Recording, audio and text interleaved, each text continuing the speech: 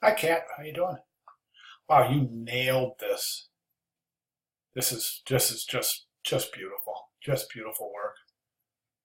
I hope you're really getting the appreciation here of what we're learning through this hand kerning exercise. I think it's really a unique way to establish a nothing short of a intimate relationship with the letter forms. And I had mentioned that I think that you had responded in your reaction, your positive reaction to my comment, that I still do this after many, many years of design, professional design. I still do this. If I'm confronted with a situation where I have a client that wants to use a typeface that I'm not familiar with, I'll go ahead and sketch a few words out, trace the letter forms, and really try to establish a good working relationship with the typeface itself. And I think the only way to do that is to sketch it out manually. There was a neat exchange this week in discussion board. It was, I believe Paul had mentioned that, in the military, the best way that they have you do things over and over and over to become intimately familiar with things so that you can do them in different environments and different settings.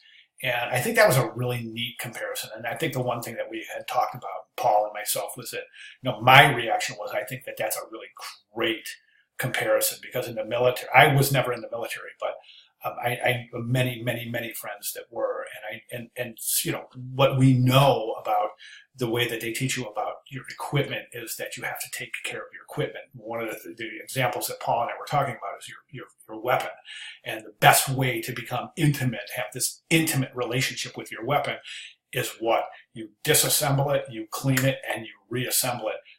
Not 500 times, not 700, but thousands and thousands of times. So you could do it blindfolded underwater if you needed to, right? And I just kind of like that kind of comparison to this exercise, because this exercise gives you that kind of relationship with the typeface and the mechanics of the letter forms. And I just think it's a really neat way of doing things. Now, back many, many, many years ago when I was in design school, we did this exercise. So this is by no means a new exercise. This exercise is very, very standard.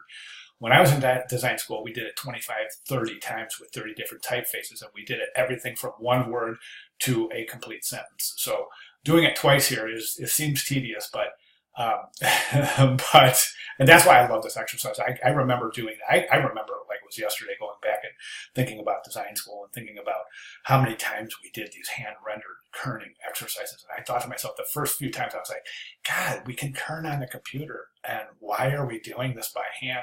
Then I got about 5 or 6 deep, and I'm like, wow, I can kern like a pro. And I remember thinking that as a student. I was like, I got no problem kerning and letter spacing. And I don't.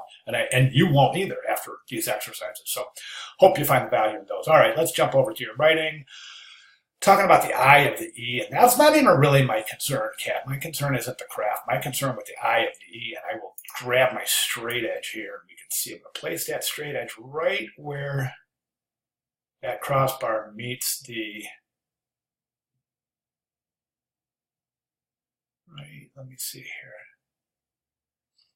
I'm trying to establish, you can't really see it, but I'm trying to get that crossbar where that crossbar meets that bowl right there. And what I'm trying to do is I'm trying to establish that's not that's not a true vertical. So that right there is my concern. It's not that craft right there. I'm not even worried about that at all. I think your craft is phenomenal. What's equally impressive, I think, is your kerning. I think it's almost spot on perfect. That's impressive. There's a couple of areas I think that we could really do a little bit closer, close down the kerning a little bit between the F and the I, and I'm talking just a hairline right there, just a touch closer. You don't want that tittle touching that beak of the F. Don't want that, but you do have a little bit of room to bring that in a little bit.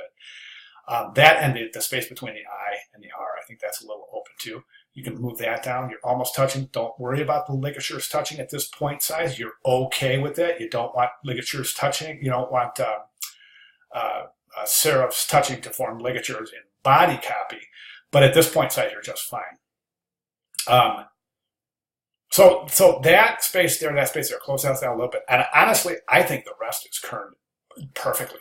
I really do. Ice is spot on perfect. Spot on perfect. Absolutely perfect kerning right there. And is as well. My only other comment about spacing is it seems, though, the illusion, and I'm not saying that if you measure this out, it would be the case. We know that's not how we determine kerning. We determine it by how it looks and how it feels as a perception, not the realistic measurement. But and the reason for that, Kat, and you should be answering this in your own mind, the reason for that is the relationships and the optical illusions that are created when we have curved letter forms together, a straight with a curve, two straights, okay, and those create these illusions that there's more space or less space, according depending on how those combinations work out, right? We know that. We learned that last week.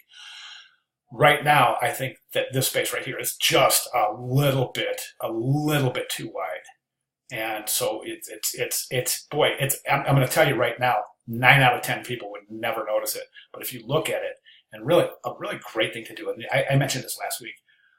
Great thing to do when you're kerning. Take the work. If you can print it out, that's great. Print it out. Take a look at it from this distance, closer. Turn it upside down. Turn it sideways. Tape it on the wall. Walk across the room. Take a look at it. Tape it on the wall upside down. Walk across the room. Look at it. Anything you can do to get a different perspective is going to help you determine those letter spaces, and things that you see while this is upside down are different than what you see traditionally. Okay. It's all review, right? We talked about all this last week. So that right there is just a little wide. Other than that, I think you just nailed this. So you should be proud. This is fantastic. So those are my only recommendations moving into our final. And I'm sure you'll be glad to know that this is our last trial by fire exercise. So no more sketching out letter forms. We move to the computer next week. So I'm sure many of you are glad to hear that. So, unless you really missed this, Kat, let me know and we'll introduce another one. Okay. And I'm sure you'll be right on that, right? Yeah, so that's good. So we're moving into kerning and typesetting on the computer next week. So that's fantastic, right? Okay, Kat, any questions at all, please let me know. Great job. Thanks again.